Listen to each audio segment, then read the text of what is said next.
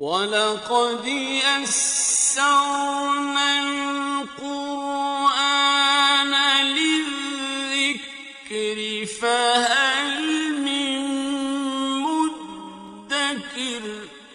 اور ہم نے قرآن کو سمجھنے کے لیے آسان کر دیا، تو کوئی ہے جو سوچے سمجھے۔ صوت القرآن، قرآن کی آواز۔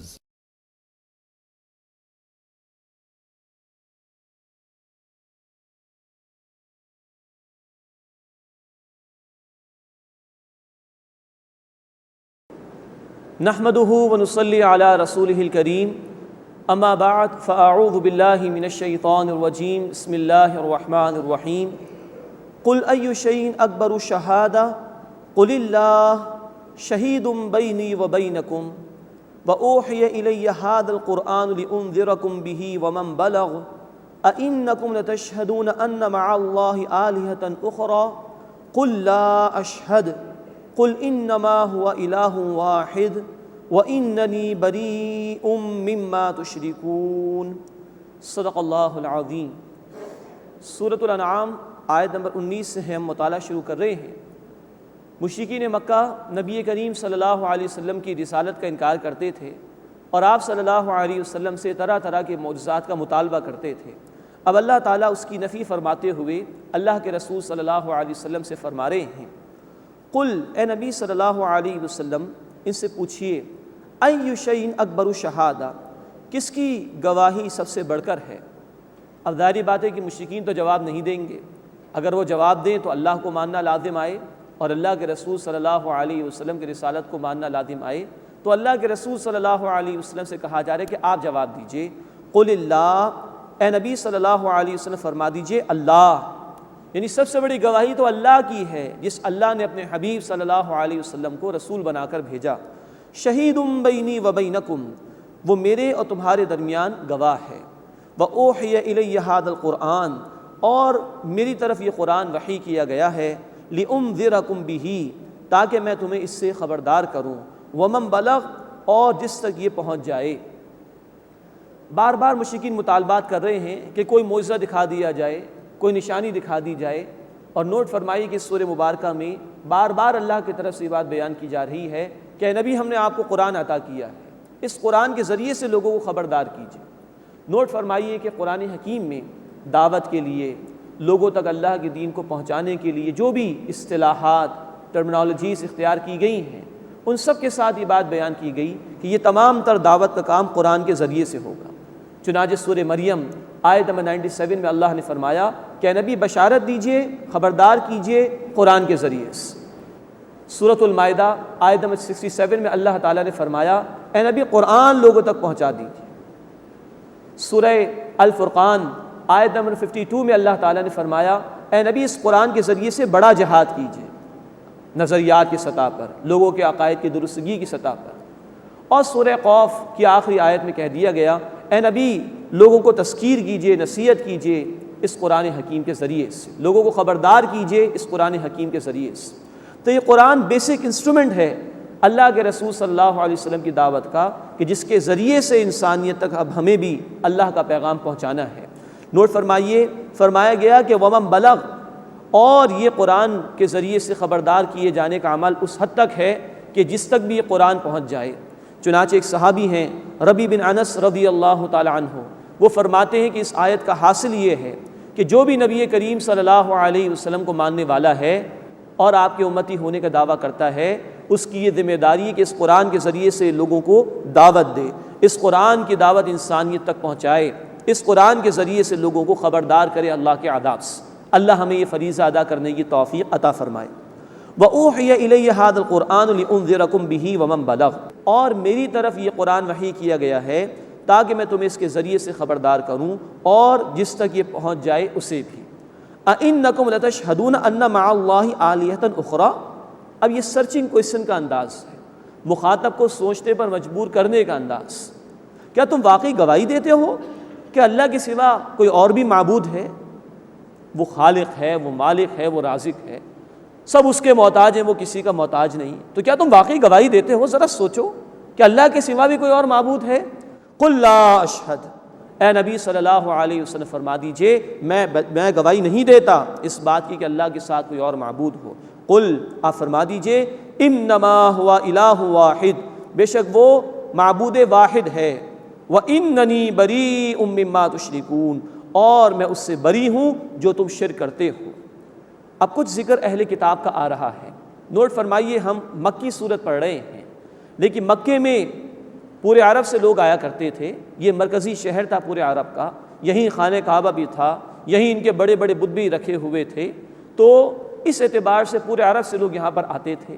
جب رسالت مآب صلی اللہ علیہ وسلم نے نبوت کے ظہور کے بعد لوگوں کے سامنے اللہ کا پیغام پیش کیا تو پورے عرب کے لوگوں تک یہ بات پہنچ رہی تھی کہ کسی شخص نے رسالت کا دعویٰ کر دیا ہے، تو مدینے والوں تک بھی یہ بات پہنچی، اور مدینے کے یہود تک بھی یہ بات پہنچ رہی تھی کہ ایک شخص نے رسالت کا دعویٰ کیا ہے صلی اللہ علیہ وسلم۔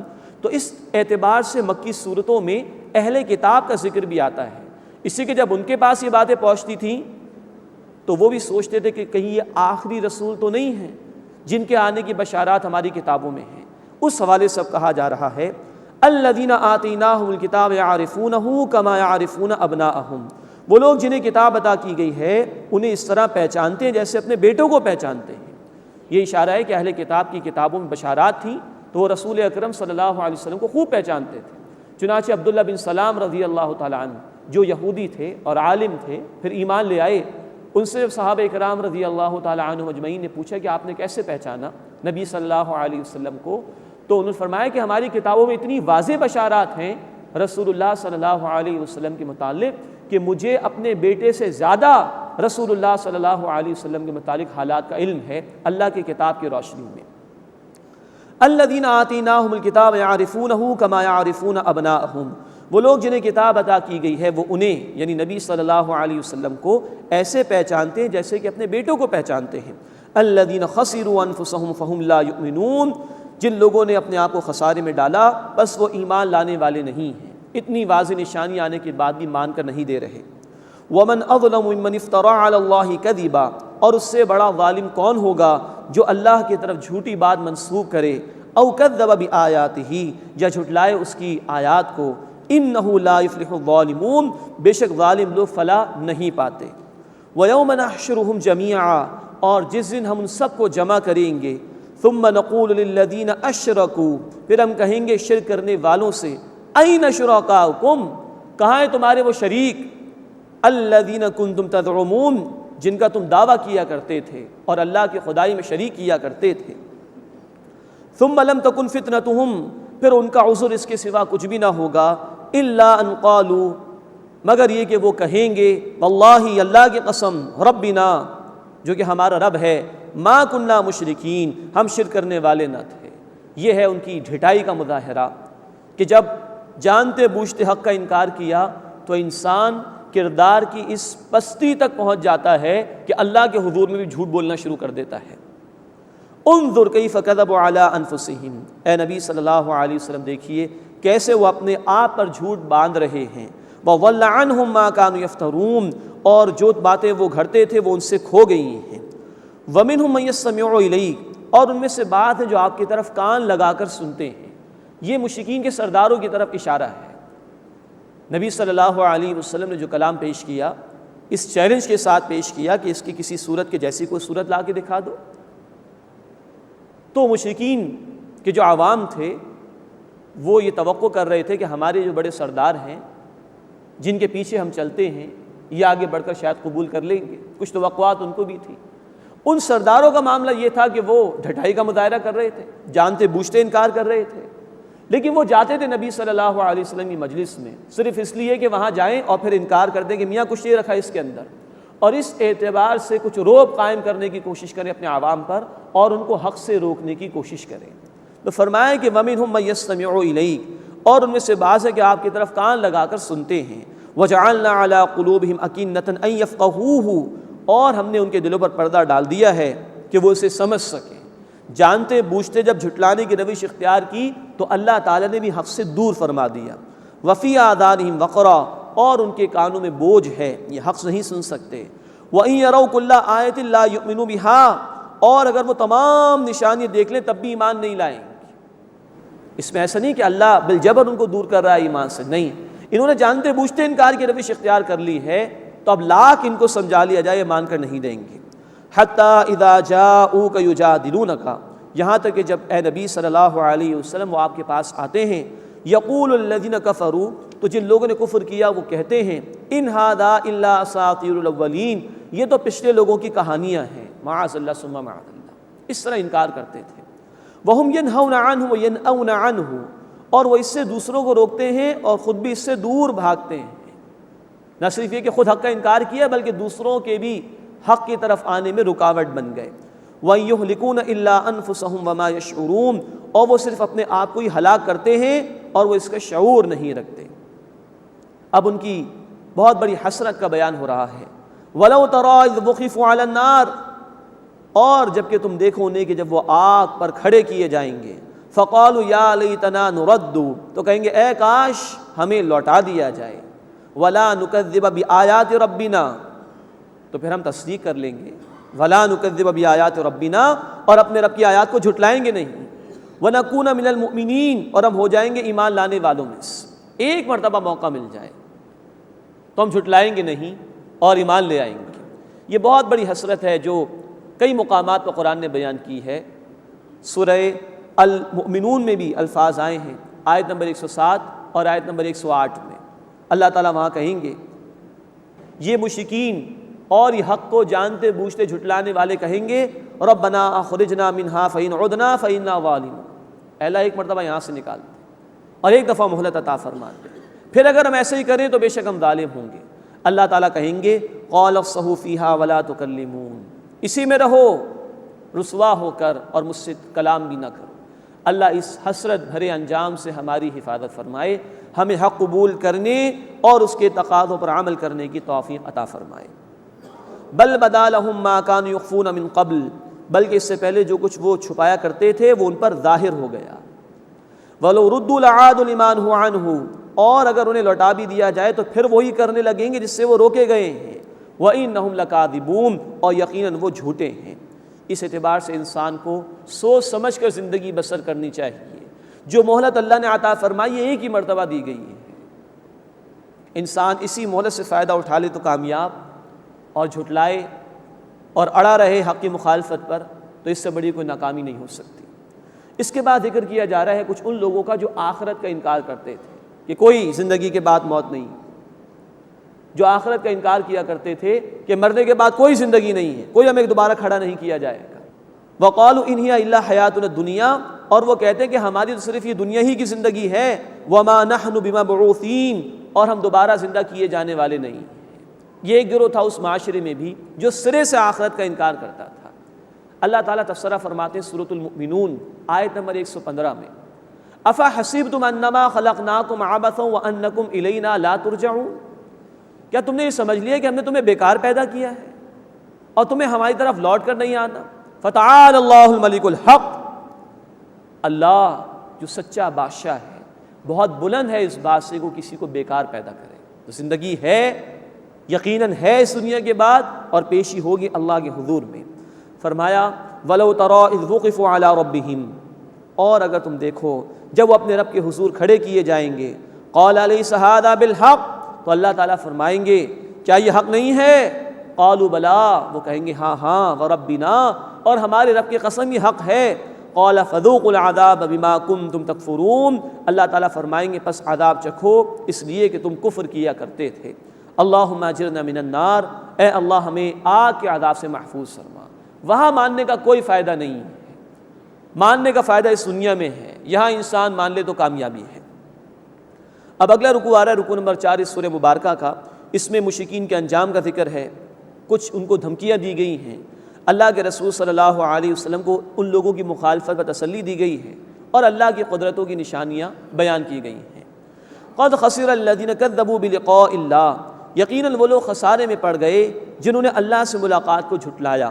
حتی اذا جاءتہم الساعۃ بغتۃ، یہاں تک کہ جب ان پر اچانک قیامت کی گھڑی آ پہنچے گی، قالوا یا حسرتنا علی ما فرطنا فیہا، تو وہ کہیں گے ہائے ہم پر افسوس جو ہم نے اس کے بارے میں کوتاہی کی۔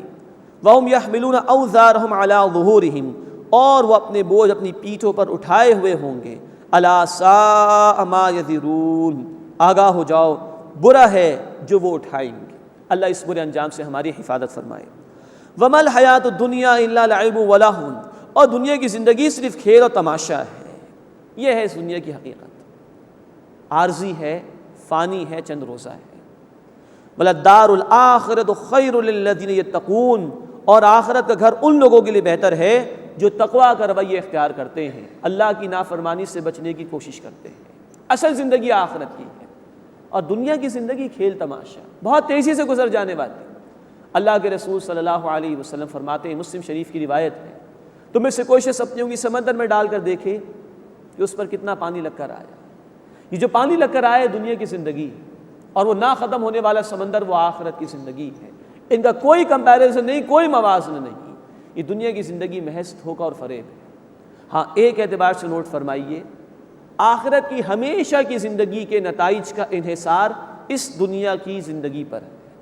تو جہاں تک تو اس دنیا کی چمک دمک اور مال و اسباب کی بات ہے، کوئی حیثیت نہیں اللہ کی نگاہوں میں، لیکن ایک اعتبار سے یہ دنیا کی زندگی اہم تر ہے، اور وہ یہ کہ مہلت عمل کرنے کی یہاں پر ہے۔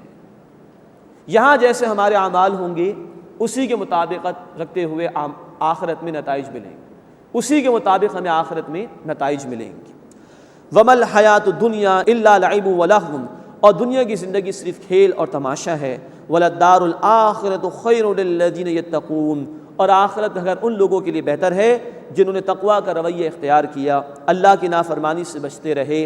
أَفَلَا تَعْقِلُونَ، بس کیا تم عقل سے کام نہیں لیتے؟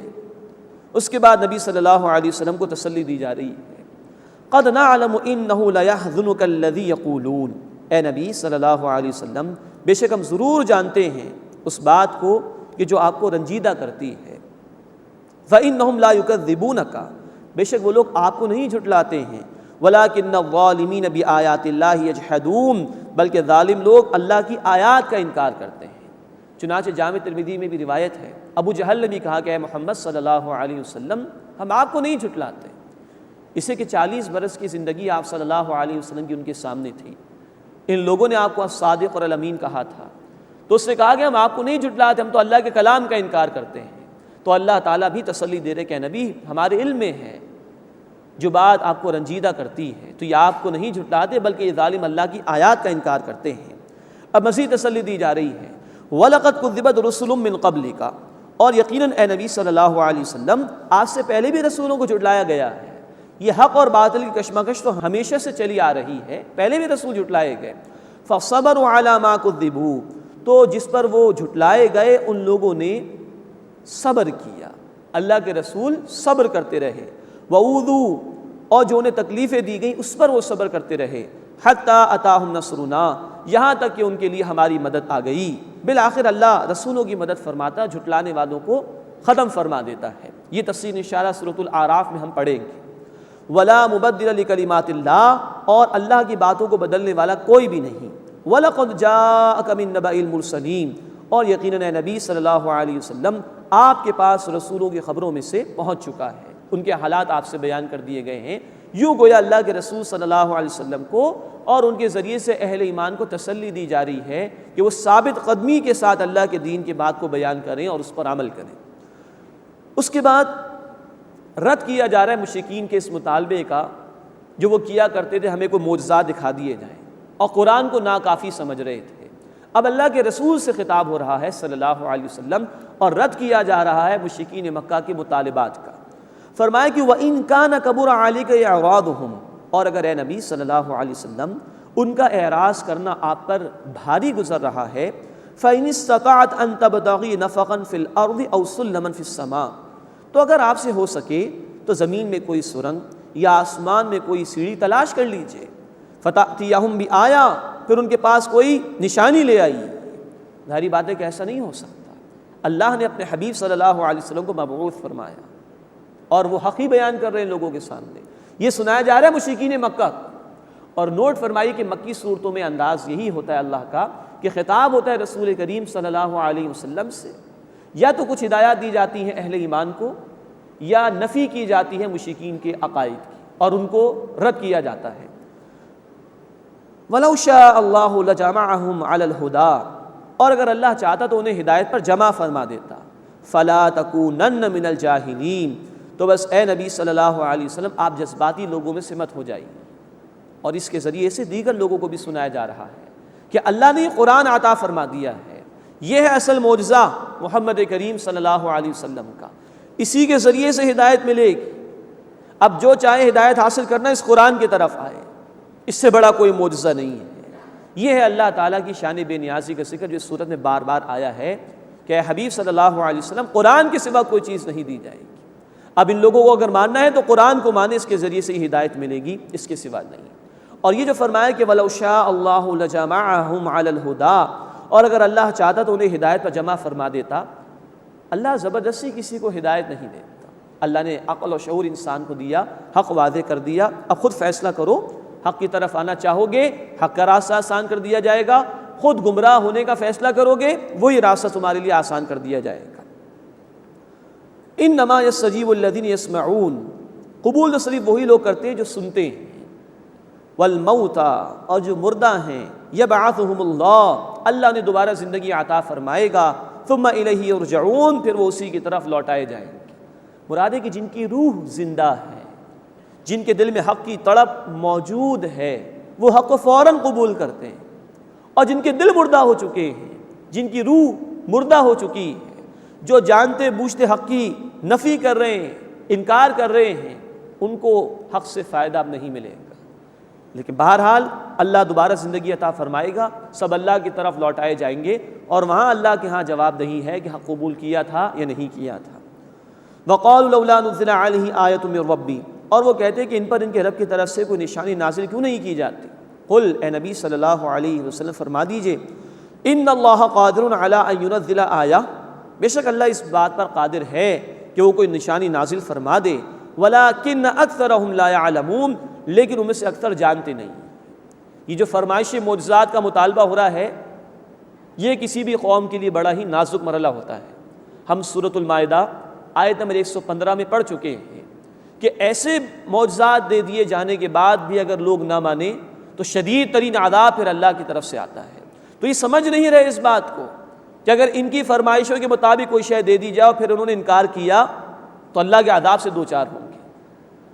تو فرمائشی معجزات کا نہ دیا جانا ہی ان کے ساتھ رحمت ہے. اور سب سے بڑی ہدایت دے دی گئی جو سب سے بڑی رحمت ہے اللہ کی، اس کو قبول کرے تو ان کے لیے ہدایت ہے، ورنہ ناکامی ہی ناکامی ہے. فرمایا وَمَا مِن دَابَّةٍ فِي الْأَرْضِ وَلَا طَائِرٍ يَطِيرُ بِجَنَاحَيْهِ إِلَّا أُمَمٌ أَمْثَالُكُمْ، زمین میں کوئی بھی چلنے پھرنے والا جانور نہیں اور نہ ہی کوئی پرندہ کہ جو اپنے دو پروں سے اڑتا ہو، مگر یہ کہ ان میں بھی تمہاری طرح کی جماعتیں ہیں. یعنی جانوروں میں بھی، پرندوں میں بھی انسانوں کی طرح اجتماعی نظام موجود ہے. چنانچہ چونٹی کو دیکھیے، ایک طرف تو اللہ نے اس کو طاقت دی ہے کہ وہ اپنے سے 35 ٹائمز زیادہ وزن اٹھا سکتی ہے. چونٹیوں کو آپ دیکھیے کہ اللہ تعالیٰ نے ان کو کمیونیکیشن کے سکلز عطا کیے ہیں. تحقیق بتاتی ہے کہ ان کے ہاں باقاعدہ اپنا جو بھی غذا کا سامان ہے اس کو اسٹور کرنے کے لیے اسٹاک ہاؤسز ہوتے ہیں. ان کے باقاعدہ بیمار چیونٹیوں کے علاج کرنے کے لیے ہاسپٹلز جیسا نظام موجود ہوتا ہے. یہ جدید ریسرچ ہمیں بتا رہی. شہد کی مکھی کو دیکھیے، سورہ النحل آیت 68 میں ذکر آئے گا کس طرح کا نظام اللہ نے شہد کی مکھیوں کو عطا فرمایا. ایک ملکہ مکھی ہوتی ہے، بے شمار اس کی سپرویژن میں مکھیاں شہد تیار کر رہی ہوتی ہیں. کس طرح وہ چھتے بناتی ہیں، کس طرح وہ پھلوں سے رس حاصل کرتی ہیں، اور پاکیزہ شہد ان کے وجود سے اللہ تعالیٰ پیدا فرماتا ہے. تو یہ پورا نظام ہے جو جانوروں کو بھی اللہ نے عطا فرمایا. فرمایا کہ ما فرطنا فی الکتاب من شیء، ہم نے کتاب میں کوئی چیز بھی نہیں چھوڑی. ثم الی ربہم یحشرون، پھر یہ اپنے رب کی طرف ہی جمع کیے جائیں گے. یہ معجزات کا مطالبہ کر رہے ہیں. کائنات میں اتنی ساری نشانیاں ہیں، ان جانوروں میں اللہ کی نشانیاں موجود ہیں. اگر غور کرے تو اللہ کی معرفت ان کو حاصل ہو جائے، اللہ کی قدرت کے نظاروں پر غور و فکر کرے تو ایمان ان کو حاصل ہو جائے. ان نشانیوں پر جو 24 گھنٹے ان کے سامنے ہیں یہ غور نہیں کر رہے اور معجزات کا مطالبہ کر رہے ہیں. چپا چپا زمین کا، ذرہ ذرہ کائنات کا اللہ کی قدرت کی گواہی انسانوں کے سامنے پیش کر رہا ہے. والذین کذبوا بآیاتنا، اور جن لوگوں نے ہماری آیات کو جھٹلایا، صم و بکم فی الظلمات، وہ بہرے اور گونگے ہیں اندھیروں میں ہیں، من یشاء اللہ یضلل، اللہ جس کو چاہتا ہے گمراہ فرما دیتا ہے، ومن یشاء یجعلہ علی صراط مستقیم، اور جس کو چاہتا ہے سیدھے راستے پر چلا دیتا ہے۔ لیکن نوٹ فرمائیے کہ اللہ زبردستی کسی کو نہ تو گمراہ کرتا ہے، نہ زبردستی کسی کو ہدایت دیتا ہے۔ اللہ نے امتحان کے لیے ہمیں پیدا کیا، بندہ جس طرف جانا چاہے وہی راستہ اس کے لیے آسان کر دیا جاتا ہے۔ سورہ الشورى آیت نمبر 13 کا حاصل یہ ہے کہ جو ہدایت کی طرف جانا چاہے گا اللہ اس کو ہدایت عطا فرما دیں گے۔ سورہ الصف آیت نمبر 5 کا حاصل یہ ہے کہ جو خود گمراہ ہونے کا فیصلہ کر لیتے ہیں اللہ انہیں گمراہ فرما دیتا ہے۔ قل ارائیتکم، اے نبی صلی اللہ علیہ وسلم ان سے کہیے ذرا مجھے بتاؤ، ان اتاکم عذاب اللہ او اتتکم الساعہ، کہ اگر تم پر اللہ کا عذاب آ جائے یا تم پر قیامت آ جائے، اغیر اللہ تدعون، کیا اللہ کے سوا کسی اور کو پکارو گے؟ اب یہ پھر سرچنگ کوسچن کا انداز، اپنے اندر جھانک کر دیکھو، جب مشکلات میں گرفتار ہو جاؤ گے تو کیا اللہ کے سوا کسی اور کو پکارو گے؟ ان کنتم صادقین، اگر تم سچے ہو تو بتاؤ۔ بل ایاہ تدعون، بلکہ وہ اسی اللہ کو پکارتے ہیں۔ فیکشف ما تدعون الیہ ان شاء، پھر اس تکلیف کو جس کے لیے تم پکارتے ہو اگر وہ چاہتا ہے تو اسے دور فرما دیتا ہے۔ وتنسون ما تشرکون، اور تم بھول جاتے ہو انہیں جنہیں تم شریک کرتے ہو۔ یہ ہے اللہ کی توحید، اللہ کی معرفت جو انسان میں ان بلٹ ہے۔ مشرکین مکہ بھی مشکلات میں گھر جاتے تھے تو اللہ ہی کو پکارتے تھے۔ سورۃ العنکبوت آیت نمبر 65 میں الفاظ ہیں، فَإِذَا رَكِبُوا فِي الْفُلْكِ دَعَوُا اللَّهَ مُخْلِصِينَ لَهُ الدِّينَ، جب کشتی میں سوار ہوتے ہیں، کشتی سمندر میں ہوتی ہے، طوفان آ جاتا ہے، مشکلات میں گرفتار ہو جاتے ہیں، سارے جھوٹے معبودوں کو بھول جاتے ہیں، ایک اللہ کو پکارتے ہیں۔ یہ ہے توحید جو انسان کی فطرت میں ان بلٹ ہے۔ ہمارا بھی مشاہدہ ہے، جب سارے دنیاوی اسباب جواب دے دیتے ہیں، مثال کے طور پر جب ڈاکٹرز بھی جواب دے دیتے ہیں کہ اب کچھ نہیں ہو سکتا، تب ہمیں بھی کون یاد آتا ہے؟ اللہ یاد آتا ہے۔ یہ اللہ کی معرفت انسان کی فطرت میں ان بلٹ ہے، لیکن مطالبہ یہ ہے کہ پھر اسی کو ہر دم پکارو۔ یہ نہیں کہ مشکل میں گرفتار ہو گئے تو اللہ کو پکارو، مشکل میں بھی اسے پکارو، خوشحالی کے موقع پر بھی اسی کو پکارو۔ تو ان مشرکین سے کہا جا رہا ہے کہ بل ایاہ تدعون، بلکہ تم اسی اللہ کو پکارتے ہو۔ فیکشف ما تدعون الیہ ان شاء، پس جس تکلیف کے لیے اسے پکارتے ہو اگر وہ چاہے تو اسے دور فرما دیتا ہے۔ وتنسون ما تشرکون، اور تم بھول جاتے ہو جس کو تم شریک کرتے ہو۔ اب 5واں رکوع شروع ہو رہا ہے، اس میں اللہ تعالیٰ نے عذاب کی کچھ دھمکیاں دی ہیں اور نبی کریم صلی اللہ علیہ وسلم کی رسالت کے حوالے سے گفتگو ارشاد فرمائی ہے۔ وَلَقَدْ أَرْسَلْنَا إِلَىٰ أُمَمٍ مِّن قَبْلِكَ فَأَخَذْنَاهُمْ بِالْبَأْسَاءِ وَالضَّرَّاءِ لَعَلَّهُمْ يَتَضَرَّعُونَ، اور یقیناً اے نبی صلی اللہ علیہ وسلم ہم نے آپ سے پہلے امتوں کی طرف رسول بھیجے، پھر ہم نے انہیں پکڑا سختی اور تکالیف میں تاکہ وہ گڑ گڑائیں، تاکہ وہ اللہ کے حضور میں توبہ اور استغفار کریں۔ یہ ہے اللہ کے قانون کے حوالے سے بڑی اہم بات جو یہاں بیان کی گئی۔ تمام انسانیت کے لیے اللہ تعالیٰ نے رسولوں کو بھیجا ان کی ہدایت کے لیے، لیکن جب بھی رسولوں کو بھیجا جاتا تھا اللہ تعالیٰ لوگوں کو تکالیف میں گرفتار کرتے تھے، کیونکہ جب انسان مشکل میں ہوتا ہے، پریشانی میں ہوتا ہے، اس کا دل نرم ہو جاتا ہے، تاکہ لوگوں کے دل نرم ہو اور وہ اللہ کی طرف رجوع کریں۔ یہی بات ہے جو اللہ تعالیٰ نے فرمائی سورہ الف لام میم السجدہ آیت نمبر 21 میں، فَلَنُذِيقَنَّهُم مِّنَ الْعَذَابِ الْأَدْنَىٰ دُونَ الْعَذَابِ الْأَكْبَرِ لَعَلَّهُمْ يَرْجِعُونَ، اور بڑے عذاب یعنی قیامت کے آنے سے پہلے ہم ان پر چھوٹے چھوٹے عذاب بھیجیں گے تاکہ یہ اللہ کی طرف رجوع کریں۔ سونامی کا طوفان ہو، یا امریکہ میں کیٹرینا اور ریٹا کے طوفان ہو، یا پاکستان میں زلزلوں کے آنے کا مسئلہ ہو، یہ سب کیا ہے؟ اللہ اپنی قدرت دکھا رہا ہے۔ وہ قیامت برپا کر دینے پر قادر ہے، وہ انسانوں کو موت دینے پر قادر ہے، اور جن لوگوں کو بچا لیا جاتا ہے ان کے لیے تو یہ رحمت ہوتی ہے کہ اللہ نے ان کو مہلت عطا فرما دی۔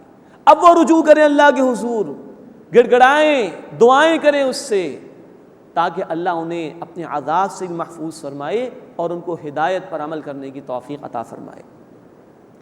فلولا اذ جاءہم بأسنا تضرعوا، پھر جب ان پر ہمارا عذاب آیا تو وہ گڑ گڑائے کیوں نہیں، ولکن قست قلوبہم، لیکن ان کے دل سخت ہو گئے، وزین لہم الشیطان ما كانوا يعملون، اور جو کچھ وہ کرتے تھے شیطان نے ان کو آراستہ کر کے دکھا دیا۔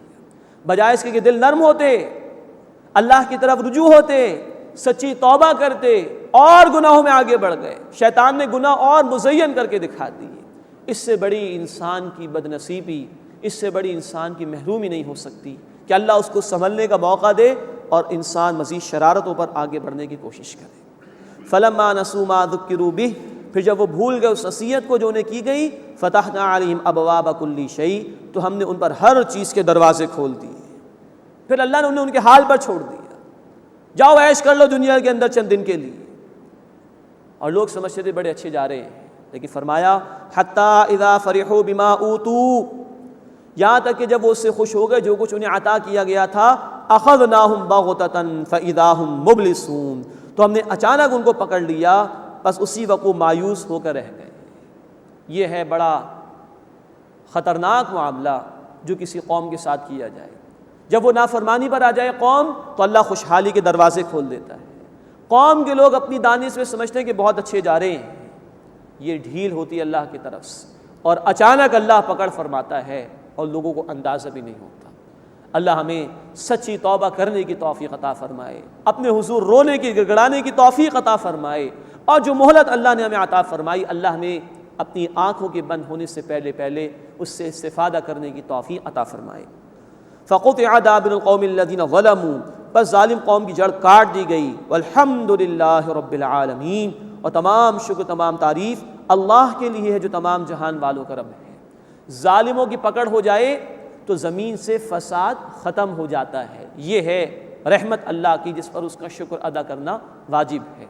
اور ظالموں کی پکڑ ہو اور جو لوگ بچا لیے جائیں ان کے ساتھ بھی یہ رحمت ہے کہ اللہ نے ان کو مہلت دی ہے سنبھلنے کی، اس پر بھی اللہ کا شکر ادا کرنا لازم ہے۔ قل ارائیتم، اے نبی صلی اللہ علیہ وسلم فرمائیے ذرا مجھے بتاؤ، ان اخذ اللہ سمعکم وابصارکم، اگر اللہ تمہاری سماعت اور تمہاری بصارت سلب کر لے، وختم علی قلوبکم، اور تمہارے دلوں پر مہر لگا دے، من الہ غیر اللہ یأتیکم بہ، تو اللہ کے سوا کون معبود ہے جو تمہیں یہ سب کچھ عطا فرمائے؟ ذرا اپنے اندر جھانک کر دیکھو، یہ دیکھنے کے لیے آنکھ کس نے دی ہے، یہ سننے کے لیے کان کس نے عطا فرمائے، یہ دھڑکتا ہوا دل تمہیں کس نے عطا فرمایا، یہ بے شمار نعمتیں کس نے عطا فرمائی؟ کیا اللہ کے سوا کوئی ہے جس نے یہ سب کچھ تمہیں دیا ہو؟ یا اگر اللہ تم سے یہ واپس لے لے تو کوئی ہے اللہ کے سوا جو تمہیں عطا فرما سکے؟ اس کے باوجود اللہ کے ساتھ شریک کرتے ہو اور اس کے احکامات پر عمل نہیں کرتے۔ انظر کیف نصرف الآیات ثم هم یصرفون، اے نبی صلی اللہ علیہ وسلم دیکھیے ہم کیسے طرح طرح سے آیات بیان کرتے ہیں، لیکن یہ لوگ ہیں کہ منہ پھیر لیتے ہیں۔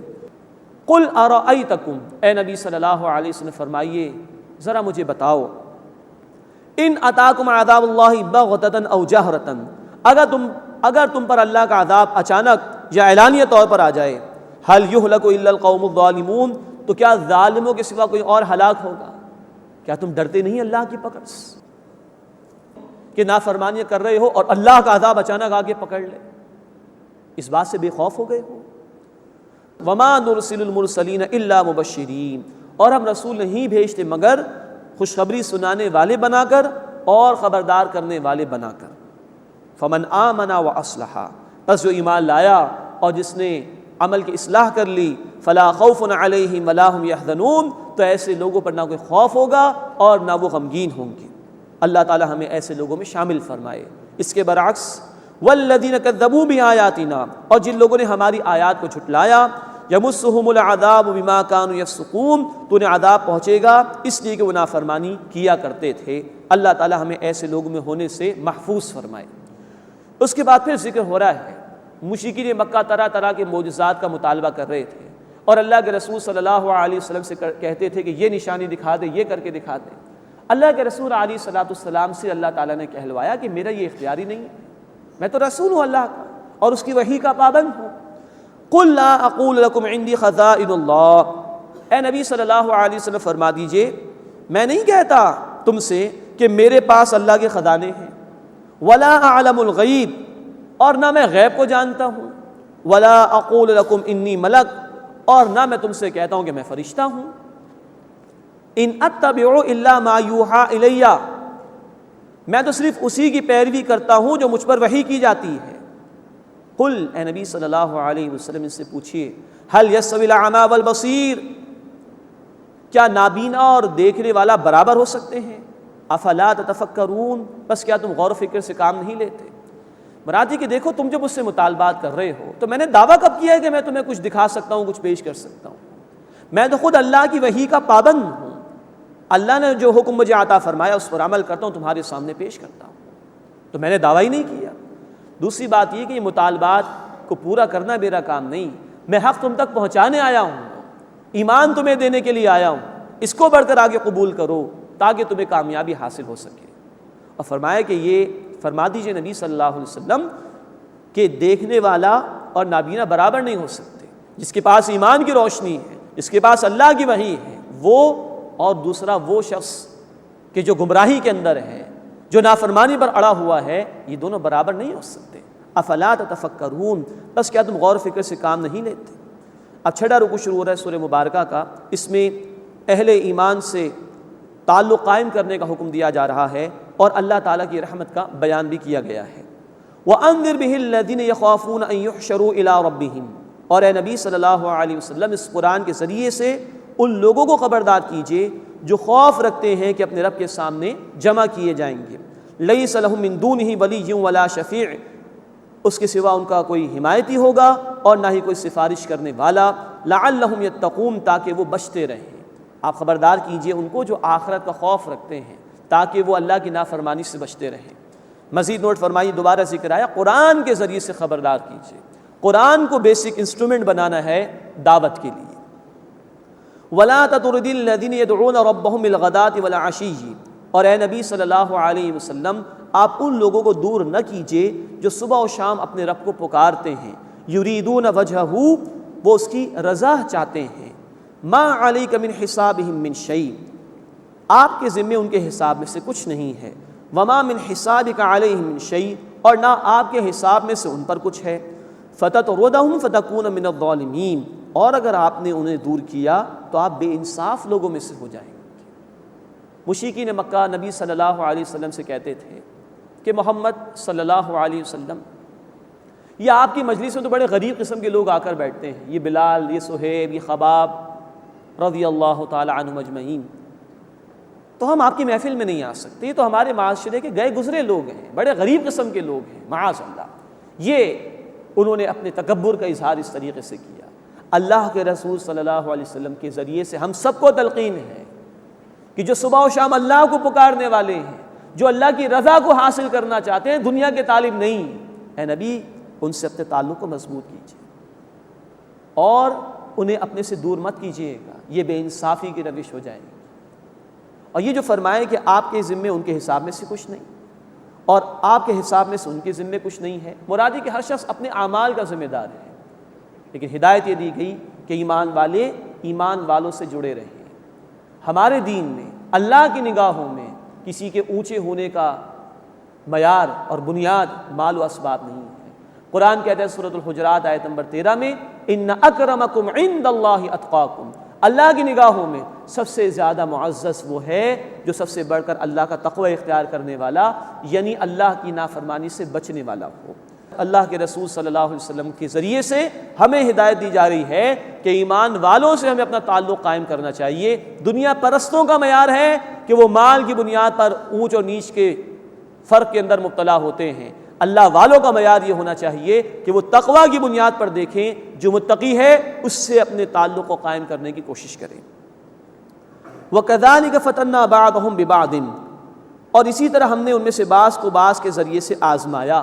لِيَقُولُوا أَهَٰؤُلَاءِ مَنَّ اللَّهُ عَلَيْهِمْ مِن بَيْنِنَا، تاکہ وہ کہیں کہ کیا یہی وہ لوگ ہیں جن پر اللہ نے ہم میں سے فضل فرما دیا۔ أَلَيْسَ اللَّهُ بِأَعْلَمَ بِالشَّاكِرِينَ، کیا اللہ تعالیٰ شکر کرنے والوں کو خوب جاننے والا نہیں؟ یعنی جو غریب صحابہ کرام رضی اللہ تعالی عنہم اجمعین کو ایمان قبول کرنے کی توفیق مل گئی، اس کو اللہ نے ان متکبرین کے لیے، ان سرداروں کے لیے آزمائش کا ذریعہ بنا دیا۔ ان کا ایک قول قرآن نے نقل کیا ہے سورۃ الاحقاف آیت نمبر 11 میں، لو کان خیرا ما سبقونا الیہ، یہ جو کچھ نازل ہو رہا ہے محمد صلی اللہ علیہ وسلم پر، اگر یہ بہتر ہوتا تو یہ غریب لوگ ہم پر سبقت نہ کر جاتے۔ یہ ہے ڈھٹائی کا جو انہوں نے مظاہرہ کیا۔ ہر دور میں یہ رہا، حق کو قبول کرنے والے عام طور پر معاشرے کے کمزور طبقات ہوتے ہیں، تو جو معاشرے کے بااثر طبقات ہوتے ہیں وہ اپنے تکبر کا اظہار اس طرح کرتے ہیں کہ اگر یہ چیز جو ان کے پاس سے کچھ اچھی ہوتی تو ہم پہلے سبقت کر جاتے ہیں۔ اس شے کو اللہ نے ان امراء کے لیے، ان بااثر لوگوں کے لیے آزمائش کا ذریعہ بنا دیا۔ کیا تم اپنے دنیا کی دولت کے معیارات پر نظر رکھتے ہو یا اللہ نے جو تقویٰ کا معیار مقرر فرمایا اس پر نظر رکھتے ہو؟ الیس اللہ بأعلم بالشاکرین، کیا اللہ تعالیٰ شکر ادا کرنے والوں کو خوب جاننے والا نہیں ہے؟ وَإِذَا جَاءَكَ الَّذِينَ يُؤْمِنُونَ بِآيَاتِنَا، اور اے نبی صلی اللہ علیہ وسلم جب آپ کے پاس وہ لوگ آئیں جو ہماری آیات پر ایمان رکھتے ہیں، فَقُلْ سَلَامٌ عَلَيْكُمْ، تو آپ فرما دیجئے تم پر سلام ہو۔ اللہ کا التفات دیکھیے، ایک طرف مشرکین مکہ ہیں ان غریب صحابہ کے اوپر لعن طعن کر رہے ہیں، اور ایک طرف اللہ ہے جو اپنے حبیب صلی اللہ علیہ وسلم سے کہہ رہا ہے کہ اے حبیب صلی اللہ علیہ وسلم جب یہ میرے ایمان والے بندے آپ کے پاس آئیں تو آپ ان کو سلام کہیں۔ کتنا التفات ہے اللہ کا۔ مزید فرمایا کتب ربکم علی نفسہ الرحمہ، تمہارے رب نے اپنے اوپر رحمت کو لازم فرما لیا ہے۔ اللہ کے رسول صلی اللہ علیہ وسلم فرماتے ہیں، بخاری و مسلم شریف کی روایت ہے کہ اللہ کی رحمت اس کے غضب پر سبقت کر گئی ہے۔ اللہ ہمیں بھی اس رحمت کا مستحق بننے کے لیے محنت کرنے کی توفیق عطا فرمائے۔ کتب ربکم علی نفسہ الرحمہ، تمہارے رب نے اپنے اوپر رحمت کو لازم فرما لیا۔ انہ من عمل منکم سوءا بجہالہ، کہ بے شک تم میں سے جو کوئی برائی کرے نادانی کی وجہ سے، ثم تاب من بعدہ، پھر اس کے بعد توبہ کر لے، واصلح، اور عمل کو درست کر لے، فانہ غفور الرحیم، تو بے شک اللہ بہت بخشنے والا مسلسل رحم فرمانے والا ہے۔ یہ مشرکین مکہ اعتراض کرتے تھے صحابہ کرام رضی اللہ تعالی عنہم اجمعین پر کہ اب اگر انہوں نے حق قبول کیا تو پہلے گناہ کر رہے تھے، تو اللہ تعالیٰ نے واضح فرما دیا جب تک نادانی میں گناہ ہو رہا تھا کوئی پکڑ نہیں، اللہ نے معاف فرما دیا۔ یہ بات ہم پڑھ چکے ہیں سورۃ النساء آیت نمبر 17 میں کہ نادانی میں کوئی گناہ ہو جائے فیتوبون من قریب، اور بندہ فوراً توبہ کر لے تو اللہ نے ایسی توبہ کو قبول کرنا اپنے ذمہ لازم کیا ہے۔ تو یہ بشارات دے دی گئی صحابہ کرام رضی اللہ تعالی عنہم اجمعین کو۔ وَكَذَلِكَ نُفَصِّلُ الْآيَاتِ، اور اسی طرح ہم تفصیل سے بیان کرتے ہیں آیات کو، وَلِتَسْتَبِينَ سَبِيلُ الْمُجْرِمِينَ، اور تاکہ گناہ گاروں کا طریقہ ظاہر ہو جائے۔ اللہ حق نازل فرما رہا ہے، کچھ لوگ آگے بڑھ کر قبول کر رہے ہیں تو ان کے دل کی باتیں سامنے آ رہی ہیں، ان کا حق کا متلاشی ہونا ظاہر ہو رہا ہے اور وہ اللہ کی رحمت کے مستحق بن رہے ہیں۔ اور کچھ لوگ وہ ہیں جو تکبر میں، تعصب میں مبتلا ہیں، حق آ رہا ہے لیکن وہ اس کا جان بوجھ کر انکار کر رہے ہیں، تو مجرمین کا راستہ بھی اس حق کے آنے کے بعد واضح کیا جا رہا ہے۔